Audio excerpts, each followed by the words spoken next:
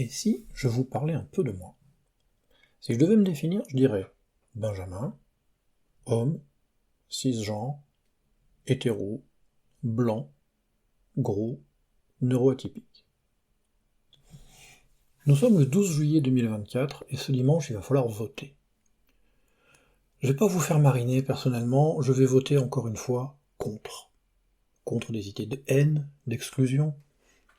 Alors oui, je vous arrête tout de suite, il y a eu des horreurs prononcées dans les rangs LFI, et leurs auteurs et autrices devraient arrêter de militer à gauche très rapidement, selon moi. La différence avec le RN, c'est que ces idées ne sont pas représentées dans l'ensemble du groupe, et même ne sont pas majoritaires. Si on regarde mon profil, je suis dans la catégorie de personnes qui ne devraient pas être spécialement mises en danger si le RN l'emporte. Je suis blanc, je gagne bien ma vie, et mon seul prénom ne m'a jamais exposé à l'antisémitisme, vu que la seule raison de ce choix, c'est qu'il n'y avait pas d'autre prénom qui convenait à mes deux parents. Alors pourquoi m'opposer? Bonne question. On entend souvent l'argument à propos de l'extrême droite qu'elle est la descendante des nazis, qu'elle a été fondée par d'anciens SS, populistes, maurassiens. C'est vrai. Mais visiblement, l'histoire ne suffit pas à influencer les opinions. Et puis, tout le monde peut changer, non? Peut changer, oui. Veut changer, c'est moins sûr. Nous avons donc des personnes qui cultivent leurs valeurs fondatrices tout en se défendant de le faire. Ils hurlent à l'atteinte à la liberté individuelle dès qu'une loi sort leur demandant de se vacciner, mais en même temps ils veulent contrôler les orientations sexuelles.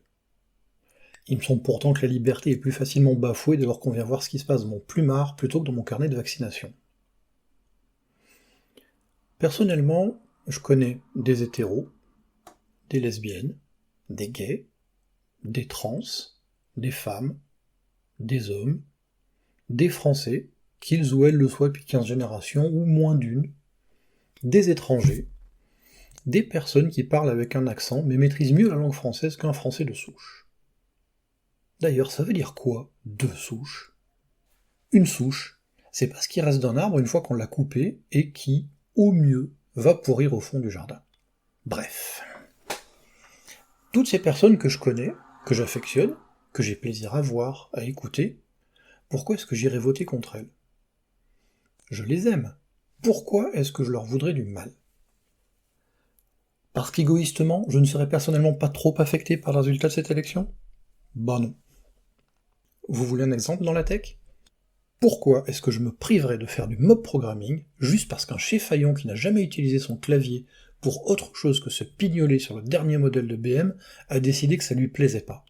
Vous avez peur des personnes qui ne vivent pas comme vous? Dites-vous juste que la consanguinité, ça s'applique aussi aux mentalités. Si tout le monde autour de vous pense la même chose, vous n'évoluerez jamais et vous finirez forcément isolé. Et le problème, c'est qu'à force de classer tout le monde dans des minorités, c'est vous qui allez terminer en minorité. Alors juste soyez égoïste et votez pour la diversité.